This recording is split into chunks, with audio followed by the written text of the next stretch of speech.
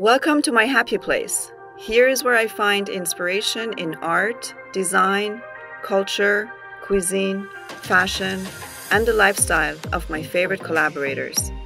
Join me to see what's new in the ever-transforming world of creatives. I'd like to welcome the viewers and our lovely artist, Miss Angeline Cesar with Angeline Cesar Studios, to our platform On The Go. It's a show that we're doing a conversation with the artists. So welcome to our show, Angeline. Thank you very much, Sogol, for having me, and Murdock. I'm thrilled and honored and excited to do my exhibition here, Changing Tides. And yeah, looking forward to talking to you both about it a little bit. Yes, thank you for giving us this opportunity. We're Murdock. very excited to have you as our first exhibition launch post-COVID here at Platform. And I know, finally. I think it's a really exciting moment for all of us in the art world and in the larger world. So we just want to have a conversation with you to see if we can learn a little bit more about your process, your inspirations, and your personal influences. So one of the first questions I have is, knowing your background as a model in the earlier years, I would like to ask you if you would discuss how you came to be behind the camera after so many years of working in front of it, and also maybe you could touch upon whether your experience working as a model affected how you work as a photographer as well. That's a very good question. I get this asked a lot. I always had a camera in my hand. Because my dream when I left Zimbabwe was to travel around the world, explore, and learn about different cultures. So I always had the camera, and it was mainly about people. But also as a model, you're constantly surrounded by designers, fashion photographers, hairstylists, stylists, you know, directors for commercials, for short films. So you're always with all these incredible creative people. And so I loved having the camera, because then I was more into capturing people. And it was so interesting. And so to be in that creative process for so long, I think you're also learning, because it's inspirational, right? And it's a very special world. And sometimes I was a muse for a fashion designer and a couture show. But now I have a muse. And it's the ocean. It's the ocean. Yeah. And that's a great muse to have, because the ocean is also very exciting and dangerous and wild and, you know, massive contradictions. It's calm too, and zen, and beautiful.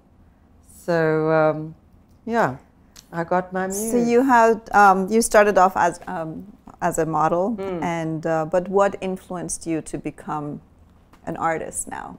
Who are your influence? I know your lovely husband, Claudio. Yeah, Claudio was a big, huge influence. But just go back a little bit. I was quite interested in women photographers like Lee Miller. Do you know who Lee Miller is? I don't. She was the muse of Man Ray. Okay. And she was beautiful. But then she decided to become a photojournalist and an artist. And when I read about her, I thought, that's what I want. That's, you know, that was in my mind. And so she was like the first woman I thought, wow.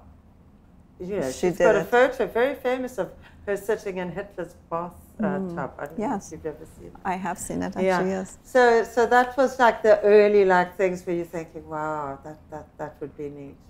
But Claudio definitely was the strongest influence, because he was an art collector, and he collected photography, Cindy Sherman, Nan Golden, Shireen Nashad, a lot of European photographers. We always went to the museums. Every city was unpacked, off to the museum, lunch.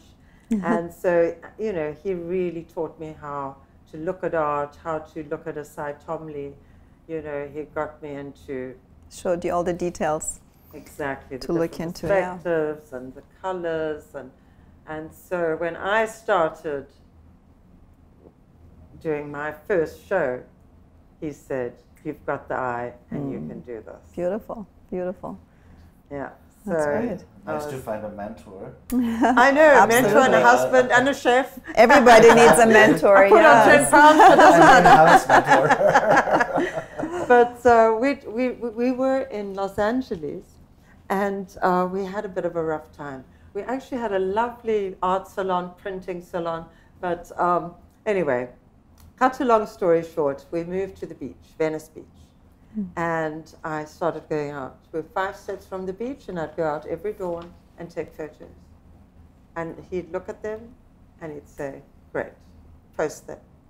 And so I just started posting them. But also in Venice Beach, we were very much in the art community. So we got to know all the Los Angeles artists, all the Venice Beach artists, and I loved all their work. And a lot of their work as well was about the ocean. Beautiful. Also minimalist, abstract, but all different sculpture. So I got to know all these amazing artists. Very nice. And I still adore them and their work. They were a big influence. So, and they looked like they were having so much fun, and I thought, I want to have fun like that, you know? So I had my first show in Los Angeles in 2011, I think, or 2013. It was 40 pieces.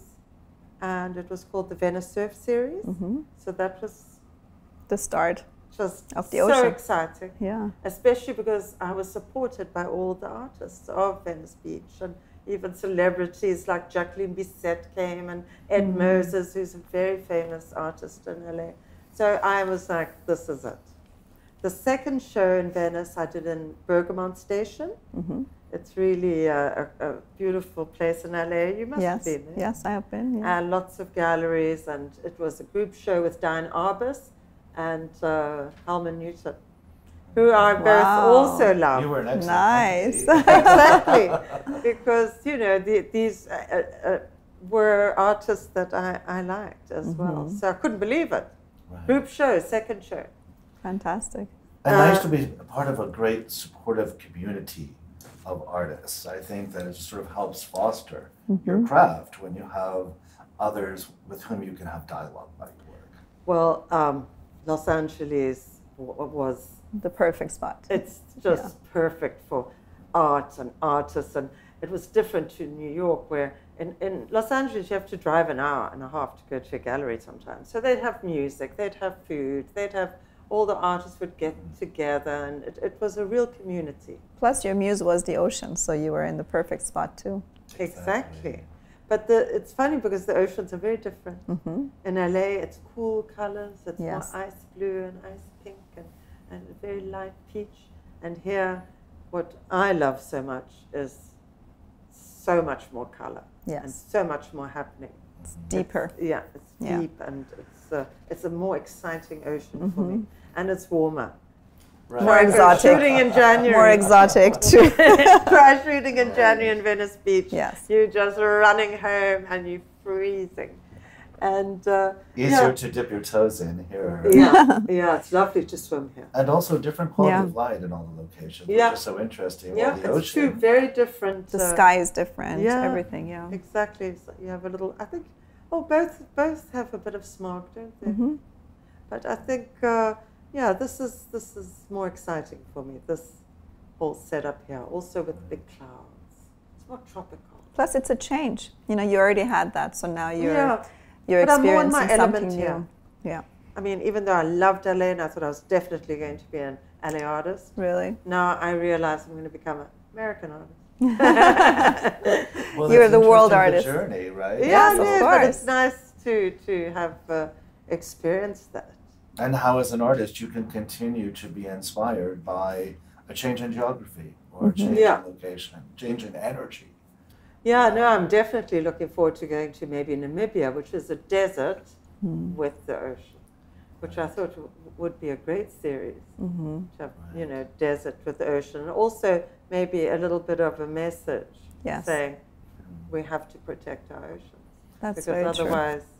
we're not gonna It's keep an going. interesting juxtaposition because you've got sort of this tension between the meeting of the land and sea and the sort of austerity that the desert provides. I think it's a very interesting perspective for you to take on. Yeah, so yeah, that is one of my things on my list. I was wondering about other external influences, because I think artists are influenced by so many different parts of life. Yeah. Some by music, some by literature, by poetry. I feel that in some way all the arts are inextricably connected. They're all the same, yeah. But talk to us a little bit about your personal influences in the other fields of art. Well, I was raised on a farm in the middle of nowhere, in the bush, with a lot of wild animals and snakes and swimming with the crocodiles and the hippos and there's elephants. And what a boring cheetahs. life you had, huh? And so you can How very imagine. pedestrian. Yeah, too pedestrian for us. It's not your everyday, let's go to school. No, it was, you know, in the bush, and it was kind of, again, a little dangerous, but beautiful. And they say Zimbabwe is one of the most beautiful countries in the world. And trust me, it is. Definitely on my bucket list. Yeah. And we'll go together. Yeah, you can. And we can go and talk to Mac. There you go. Grab your hat. To grab my hat. So basically, those early influences of having this kind of, it's not suburban, or it's kind of exciting, you know. Yeah. And also, I think we got a TV when I was 12, 2 channels, black and white. Not a big thing in our early life. So we were interested in nature, being at the river with the crocs or fishing, or we were also very much into music and literature, because nice. that It's all was part everything. of life. Yeah. My parents luckily were Dutch. They'd go abroad, we'd all go together. My mom loved music, so she would get samba, salsa, Beautiful. French music, Italian opera, everything. Nice. And then we'd take it home and we'd just be in heaven. And we were also very famous for our parties. Because, good. We like to party. The music and then the parties. We like to party. And then, of course, yeah, at night, not much to do. So then reading and you know, the sort of our whole family, I mean, to this day, they've always got a book. Beautiful. Always, before they go for sleep or whatever. And I would say the influences for me was because it was a British colony. Zimbabwe was Rhodesia. So the authors were more British, you know, that influenced me. Then, you know, I went more into maybe an African writing sort of passion, and then the Americans. Well, it's very interesting, the sort of omnipresent nature in your life from early on, and that it's what you're drawn to in your work. Yeah. So clearly that early influence. Yeah, existed. absolutely. Yeah, I think it's connected. The exploration of beauty, and then coming from such a beautiful country, finding it again, even though it's a bit artificial in the modeling world, but then turning it around, going back again to the ocean. And I think the ocean is also so great in metaphors for love, for trauma. Exactly. You know, for reflection, and this is universal. It's also very intimate and personal. Yeah. Do you understand? And it touches everyone in the world almost. So because we've got ocean nearly everywhere in the world. That's right. So people love the ocean. I think even for those who have never seen the sea, the symbology, Yeah. the metaphor of the sea That's right. is so profound, and we're all drawn to it in some way. Certainly everyone in this room, we all have very close relationships to the sea. I We believe sure. as That's well. why we all- live here. are all here That's why we in live here. Miami. Yeah. Absolutely for me as well. So it's just interesting to use that as a vessel to communicate a message. Yeah. And you're definitely a woman of the world. And how do you see your collectors, people who purchase from you? Where are they from? Are they from all over the world? All over the world. Like, what do they see in your art? Like in their eyes, what do you see? Recently, this one piece called Odyssey, a French lady who lived in south of France said that exact piece reminded her of when her and her dad would go to the beach together, and that's how the sea looked. Right. So she had to have it because Beautiful. it was a memory of her and her dad being happy. So yeah, that was a very definite thing. But I get a lot of different reactions. Mm-hmm. Mm-hmm. Some people find it Everybody wild, loves the ocean, that's the thing. too wild, like, geez, you know, can't you do like more like really zen and peaceful things? But I feel like Jackson Pollock, you know, he's an action painter, and I'm an action photographer. I want to be one with the wave, in the whole beautiful, you know, surroundings, and just swim and photograph, and you just have too much fun with the waves and with the ocean, so that's great. And just basically, it's also very therapeutic. Yeah. So while you're doing all this, everything disappears. Mm-hmm. You're just in your own zone, and you just become like a fish, you know, swimming with. And you go every morning, right? Nearly every morning, yeah. Beautiful. I mean, for 4 years, I nearly went every morning. And then last year, I took off because I had to complete a job for a luxury condominium. But it's become now part of my routine. And now again, I've been so much happier shooting again. Nice. Because it's just so much fun. It's good fun. It's interesting because I think in the way you're describing it is that the experience is twofold. Because there's the universality of the emotional response most of us as humans experience when we enter the water, when we're close to the sea, you smell the salt. But then to be in the creative process while you're already in that element, it's a more compound experience. And I like some people to say, oh, I feel like I'm just dipping my foot in with you. You know, so I like to have that movement so that they feel they're there with me. And I like to share that with all my fans and collectors around the world. The photograph that we're using for the invitation for the exhibition of Changing Tides, one of the reasons I personally was drawn to that and why we were going back and forth is I felt that I was in the sea. Yeah. I'm swimming really far out. Yes. I'm swimming really far out in that shot. And I felt that I was far out. Yes. I was bobbing in the middle of the ocean, which is feel immersed with the ocean, and yes. exhilarating and terrifying. Well, it's not so bad when it's low tide and you have the sandbank. But then, because then you can, from the sandbank, go out a bit more. Right. But sometimes, do you feel scared ever? Well, I get scared when some friends send me, oh, look, there were 3 sharks in South Beach. Oh, God, a little boy just got his shoulder, you know, bitten out. But I know they care about me and they're scared for me. Right. But not once I'm in and doing everything, I don't even think about all that. I think it's, again, something from Africa. Right. I'm sort of like, oh, well, it's just Right. other animals and I'll be fine and just keep going. But I was with Claudio once and he came with me one morning and I heard him say, shark. Oh my God. Really? Yeah, and I was lying in the water and there they were and I was like, go. Did you take a selfie? Did you take a selfie with it? And I also had another great story where I was shooting a girl. I don't often shoot women, but if they really need, you know, a shot for profile or something, I'll do it. And I was shooting her and she was looking gorgeous. And then I heard everyone behind me going, shark, shark, shark. And she's going, Angeline, what's going on? Is there a shark? And I'm like, no, just keep going. He's already swum by. It's gone. And then she was like, oh, okay. And she kept posing. And then I saw them running there and I said, see, we're safe.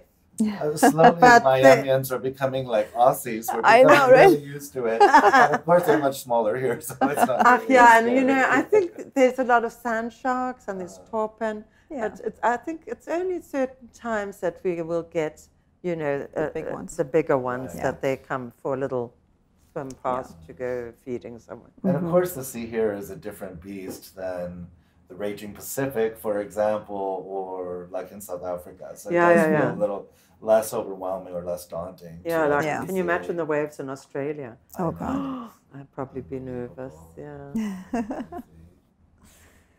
I wonder if there is, when you're taking your photographs, do you have a direction before you begin in terms of the emotional result that you want to have in your work or that you would like to capture? Or do you feel that this is really subjective for the viewer? Yeah, to be honest, it's so changeable every morning that I don't set an agenda.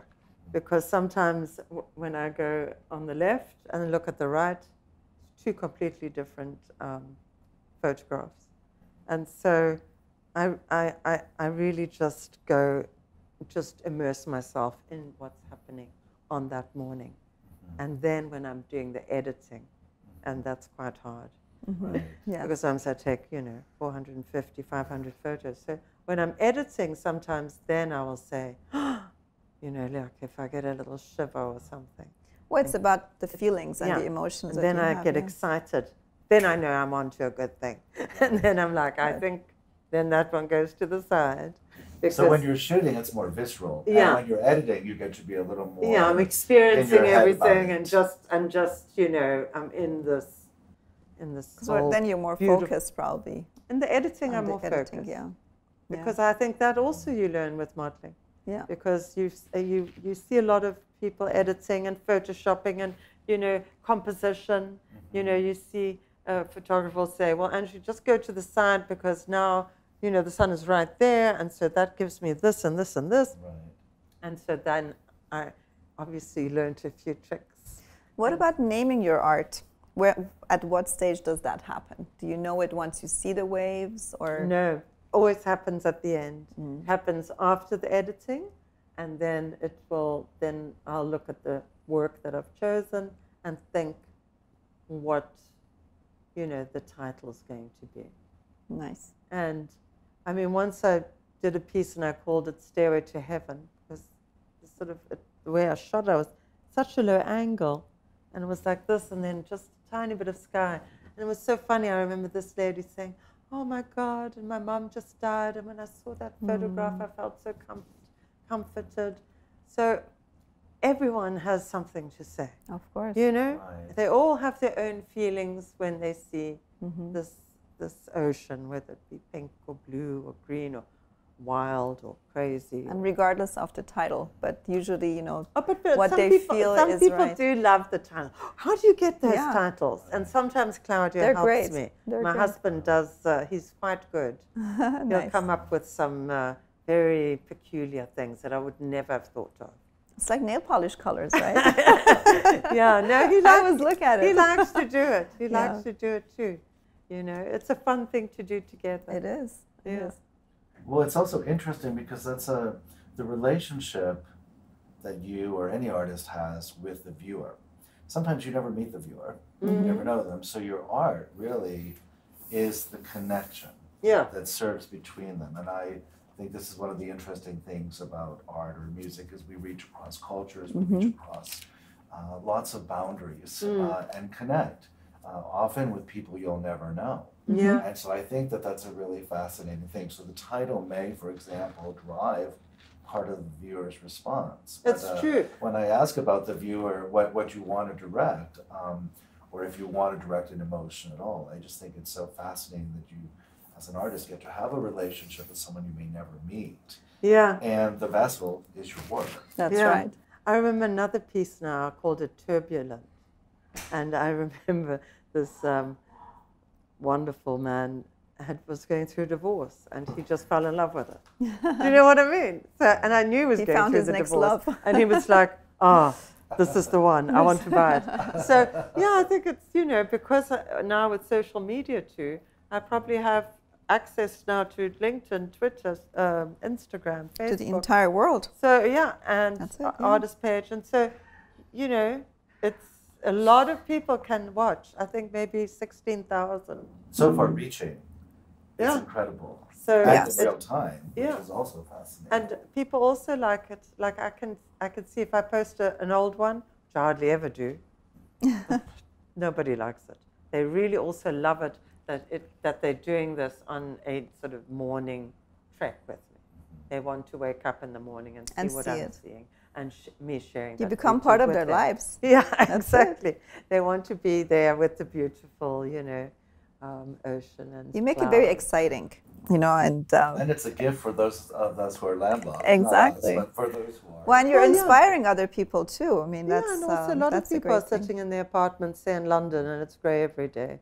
They Yes. probably love, bit of, beauty in their lives. It's interesting how the role of an artist is evolving as a result of social media and the role of the nature of their relationships with Oh, viewers. yeah, I know. Yeah. It's incredible.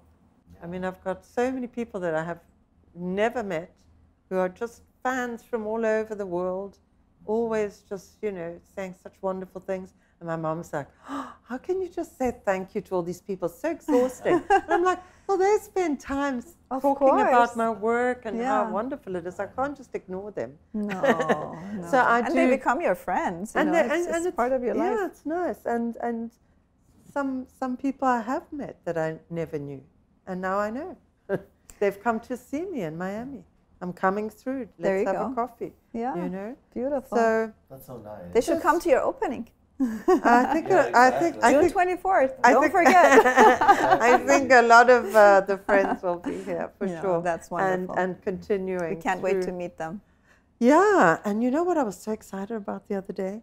Because you know how sometimes you just don't think about things. I was thinking, and I have to do this and this and this. And then I said, oh, I don't have to. Sogol's there. I know. We'll take care of it all for you. No, but it was just, I was like, oh my God, this is so great. Right. Because I did show at another gallery, but this gentleman was so shy and he just didn't talk to anyone. I was like, oh don't you worry. We'll talk a lot. I was like, Sogol's there, Murdock's there. Oh my God, I probably can just look fabulous, drink, and just tell everyone they look gorgeous. And just smile a lot. And we won't have any drinks that night, sorry. We'll just have our drink here today. And I was thinking, geez, this is going to be a fantastic exhibition. I'll just be having so much fun.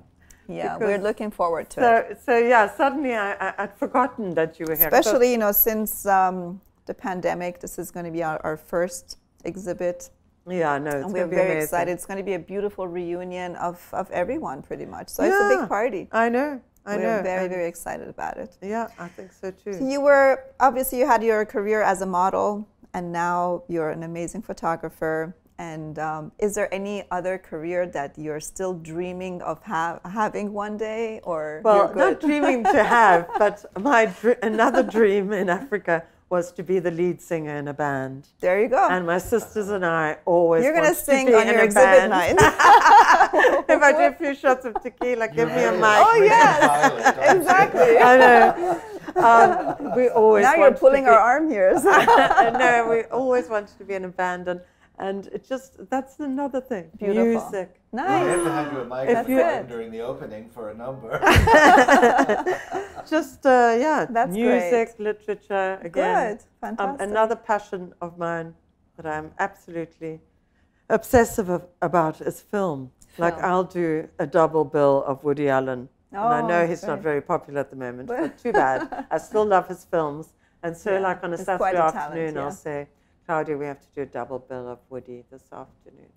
So, you know, even film has always been in my life. I just absolutely love It's film. still in the creative world, I would say. So yeah, no, I've done short films. I think that's the spell, right? Once you're creative, it's a spell in a way. It's a good spell to have because it's ongoing and there's really no end to it. Yeah, and that's the thing. My grandmother's 108. And what does she do?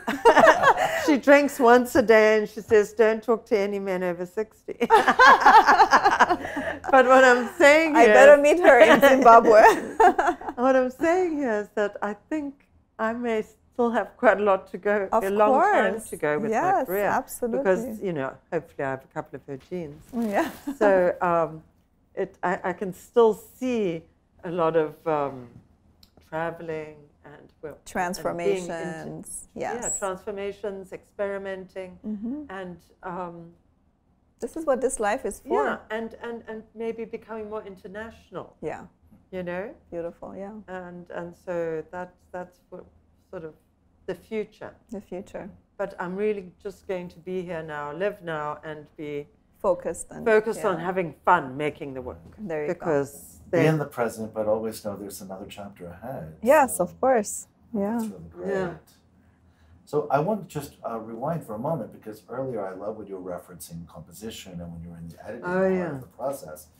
One of the things I love about your photography is that, first of all, it's very diverse, but a lot of it feels very painterly to me. And I know we've talked about this and that you've heard that before. Yeah. But it brings to my mind a question of what are the components that matter most?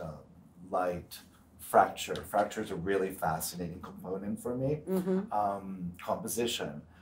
So how important are those components to you, and how do they change when you're doing the more painterly style versus a more classic representation photography? Well, this is very important, the light, to manage to catch those things all together. That's, the most exciting part. And it happens rarely to me, when the light and everything sort of aligns and you just get perfect shot. And so that's always, the shot that I'm going for. So through experience, you are aware. I know sort of now with clouds and light and sun and how, how to get it. But everything has to be almost perfect to get that. But I have gotten a few, and I call them Turner. Those are my Turners, because he's also a great influence. Nice. The British painter, because he does a lot with light, but then he also does a lot of more violent things, work. But so that's what I go for, but I don't get it. Sometimes I sit there for 2 hours, nothing's happening. Well, the storm season is coming up, I know. You'll have your fun. I'm going to have a lot of fun. Well, it leads to another thing that we've all discussed, which is it's interesting because as a model on one side, you receive a lot of direction from the photographer, so they're able to direct the subject to get a result that suits their vision. Yeah. But in your case, you don't really get to direct your subject. No. The sea is it's directing you. She is her own beast. Exactly. I have to be totally fluid and just move and be in her, around her, and everywhere. And she bashes me. She fights me. I get landed on the beach, sand everywhere, because sometimes I just miscalculate. And then one morning we should actually go watch her do this. Like without her knowing it, we'll be like paparazzi taking pictures of you. So which part is your favorite part of the beach? I always shoot at exactly the same spot. Always the same spot? Where the Betsy Hotel is. There's an alley there, and then I just walk straight to there. Make a note here. Exactly.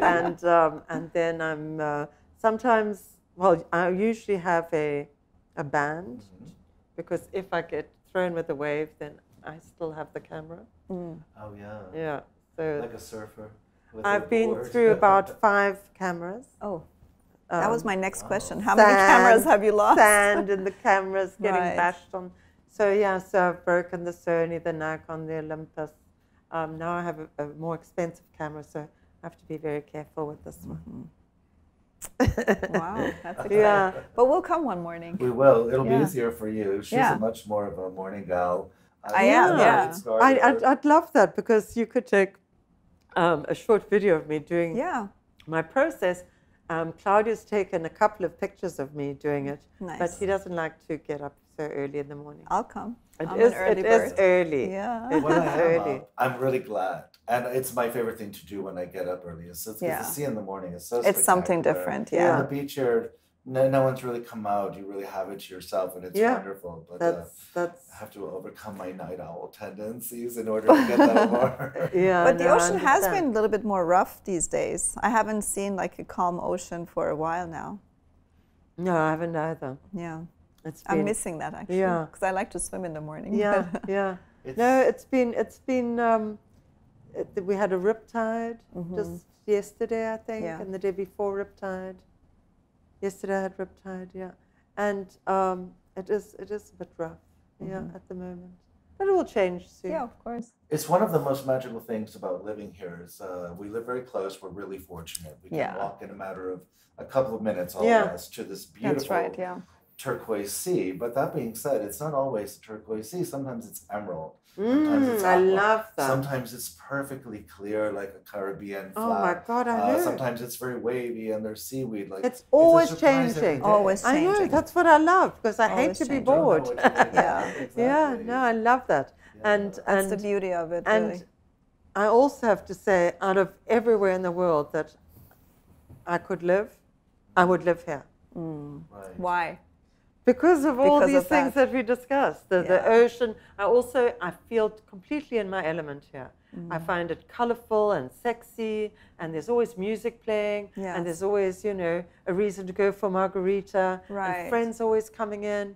I find the lifestyle here extremely relaxed. I've got Lincoln Road there. I've got shops and coffee shops. Across the road is a cafe, Italian guy, Cafe de Mauro, makes the best pizzas. I've got everything I want, all around me. Good. I think for all of us, it's a thing we love. I know. But it's so diverse. It feels very sensual. That's right. It has such an international feeling. And it's a really special place. It is. It's a gift for all of us to get to live here. We're very happy to be here. No, I really mean that. I mean, I couldn't be happier living here. Even my parents were like, oh, you can see you just love Miami. And you weren't able to move your parents over here? No, they love Africa. They love Africa. They all think, oh, God. But you spend a good time with them there, too. That's wonderful. And also, they're so used to third world. You know, they really like it's third very world. Different, But I'm now totally first world. I've just lived here too long. I moved to New York in 1987, you know. And did you come from New York directly to Miami? No, from London. London. Okay, New York, London. Zimbabwe, Holland, London, New York. New York. LA. No, New York, Bangkok. Oh, yeah. That's right. And then LA, and then New York again, and then Miami. It's nice to have all the chapters, though. It is. I used to say Bangkok's my mistress, New York's my husband, and LA's my wife. I love it. What is Miami to you? I haven't figured it out yet. Miami is wild. It's a wild child. I don't know if I've experienced her yet. Creature, Miami. I think she could be on the game. I don't know. I have to figure it out. That's a very British expression. I love on the game. I think Miami will make you sing. That's your next stop to become a singer and play in a band. Maybe you never know. You never know. We have a couple of questions that I like because they're from the famous Proust questionnaire. Oh yeah. I always love them because I think it's interesting. We sort of step a little bit outside of the conversation about art. I just think about more peripheral characteristics that are interesting. Yes, I remember getting those. Yeah, so one of the first ones is, what do you like in a person? What qualities do you like in a person? Well, sense of humor is most important because laughing is, well... It's essential. Yeah, you just want to have a good laugh. And so, yeah, I like my men and my women to, you know, be able to have a lot of fun with them. Right. What do you dislike? Dishonesty. Yeah, lying. For sure. That really gets on my nerves. Yes. Being authentic is the best. Again, I think, you know, my background was very kind of authentic and being in the bush and running around with no shoes on and, you know, we were all just, you know, being yourself. Yeah, just be yourself and just have, you know, a nice time. And so... Purity. Sometimes, you know, it's been a bit rough. I would say probably the most challenging was in Los Angeles. I found driving. Oh, I was just there, yes. The biggest pain. Biggest pain. And phoniness. Never met so many phony people. Phony baloney. I always heard that about Miami people, but I feel like, you know, I mean, it can be anywhere, honestly. But you know, in LA, everyone's like a poet or in a band or an actress or model. Yeah. It's really like a stereotype, but the cliche exists because it's true. Yeah. It's true, right? Yeah. I mean, here in Miami, a lot of people say they're in real estate, and they are. Right. Yeah. But they may also be working in a bar or, you know, doing some side hustle, driving an Uber. I have a good friend in LA who says, "Oh, they're a M-A-W, model, actor, whatever." Oh yeah. Because it's sort of the cliche response. That In New York, everyone has to bloody be working full time in a bloody gorgeous job because it's so expensive. And it's or when people say, "Oh, I'm an actor," she would say, really, which restaurant? Exactly. Which restaurant? Exactly. It's very funny. But that's what makes the New York vibe also interesting too, because of all these creative people who are, you know, in the restaurant vibes, and you know, it's something different. Yeah, absolutely. I would say I was do miss the New big York. love of my life. Yeah. But I've had it. Yeah. When you've really, you know, Sure. had that big love affair with the city, I was ready to come to something new. And that's another thing I wanted to talk to you about. It was the colors here. When you arrive, everything is green and blue. Vibrant, yeah. And white. And so I remember my first work, I could see that it was really strong. Very strong It was colors. very blue, very green, and white. But now, obviously, I'm going into lots But it's and always lots tropical. of colors. It's always tropical, yeah. New York as well. Yeah. But when I first arrived from New York, that was the thing that hit me most, was the color and quality of light. And I love also, like you, have great love affair with the city. It's like full of incredible creative people. It's really influential. But you know, the grays wear on you after a while. The grays and browns. And the winters as well. The cold. The cold, I know. Well, no, our blood is definitely thinning here. My blood has turned to water. No, Miami, I'm really in my element here. I really love I couldn't be happier right now. Had you spent a lot of time visiting Miami prior to making I did, and if anyone had said, are you going to live in Miami Beach, I'd say, you're out of your mind. Because I thought Miami was the place you go to Art Basel for 3 days. Or you go for 3 days to the beach. Party. Or you go to party. Or you go with some friends and God knows, go discoing and partying. And I never thought of it as a place to live. But then my cousin and a good friend said to me, you know, you and Claudia could probably, we see you in Miami. And I said to Claudia, let's go to Miami. And he said, I don't want to go to Miami to die. And I said, we're going to Miami to live. See, that's a positive person talking. And then after a while I said, so do you like it? And he goes, I love it. Yeah. And I swear to you, he loves it. Great. So, and if he you never dig a little deeper, there's more substance here. There really is. There is some soul here. I remember when I first arrived 20 years ago, I had some friends visit. Well, there's no culture here. And I said, well, if you're looking for Anglo-European culture, it may not be the same as in another city, but there's plenty of culture. There's plenty. Your parameters, first of all. And Miami continues to grow and evolve. And there are enough professional people here too. Yes, exactly. There's plenty of great qualities, I think. Well, we're definitely Miami lovers here, right? Yeah. Thank goodness. Are we promoting Miami here today? We've got to promote all the beautiful things in life, I know. So you like to collaborate, it looks like it. I love collaborating, but I love working alone. Okay. I'm very sociable, and I love throwing parties, having parties, and connecting people together, making sure, you know, that all works. I love being involved in the community. I feel the same way. I mean, I'm a big-time connector and collaborator, but when it comes to my interior design work, I like to focus on my work myself. Even Claudia, if you'll be like talking to me, I'll be like, you cannot talk to me. I'm working. And then shooting, I'm working alone. And if people talk to me, I get really irritated. Oh, hi, can you take a picture of us? No, I'm working. Well, it doesn't look like working. That's the problem. I know. They're like, look at her. She's just jumping around in the waves. So, I like to do the work by myself. You can really focus there. No distraction. Yeah. Good. The details I think it's interesting because collaboration is a very interesting thing. Like I said, I think you're an incredible collaborator and networker and connector of people. But I do think that if you're a visionary, at some point your vision is singular. And so collaborating would dilute. Because I feel like details need a lot of attention. So, you know, if you're distracted, then you can't put your focus and attention on little details. And, you know, that's important. And sometimes Claudia will say, oh, well, maybe this one not so good. Try this one. And then I'll really look a long time, and then I will decide, no, he's wrong. Yeah. I'm right. and so I know in this, when I make the work, I have to just do what I want.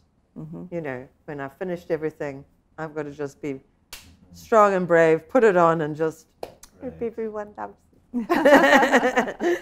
I'm curious if there's a place that you wanted to shoot and have not yet photographed. Well, maybe Cape Town with the big waves. We discussed a little bit early on, I think Namibia, you know, Costa Rica. I hear is absolutely beautiful. So yeah, there are some places I would like to go with totally different waves. Because people say to me, you don't have waves in Miami. I'm like, yeah, it's the angle I'm shooting it at. And we do at times. It really does depend on the weather. Yeah, sometimes we have bigger waves. But we're not pretty rough. But in Cape Town, there are waves. Hawaii, waves. Yeah, absolutely. I don't know. There's a lot of men that go out with their GoPros and they love doing that whole wave thing. Yeah. It's not for me. I mean, also, you see it so much now.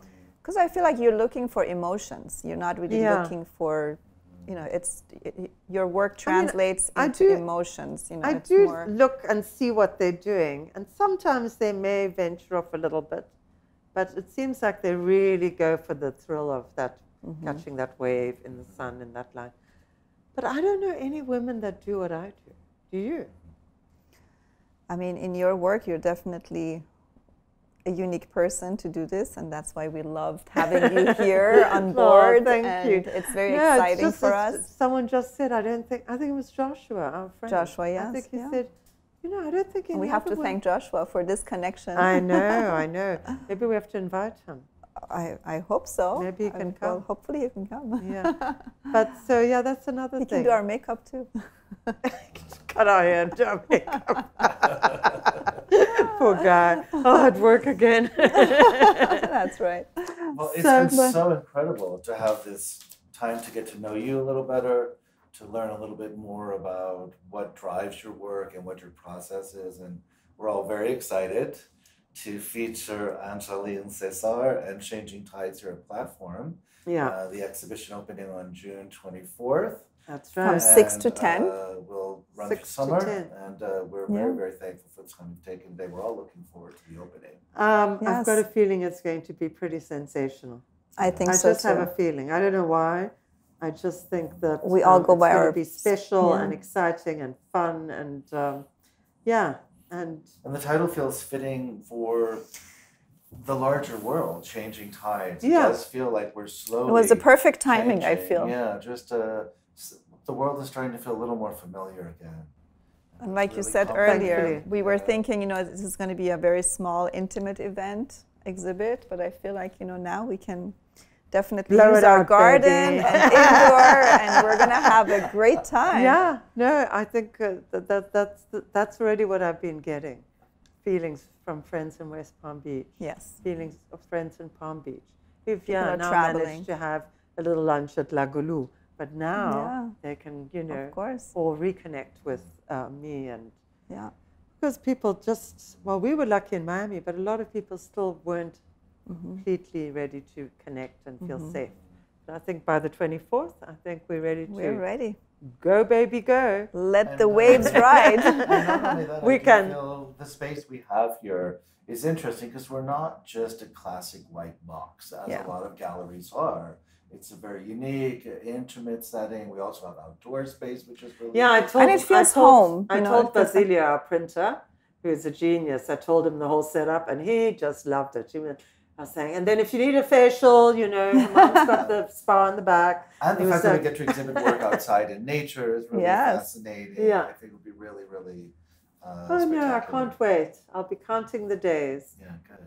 Great. So thank you, Sogol and Murdock. Our pleasure. Had a nice chat. Thank you, Angeline. Let's have a this was wonderful. Glass of Prosecco. Cheers to you. Cheers. And with our mango Bellini. Yummy. Salud. Salud. Thank you for your time. Don't forget to like, subscribe, and hit the bell to be notified of new episodes of Platform on the Go.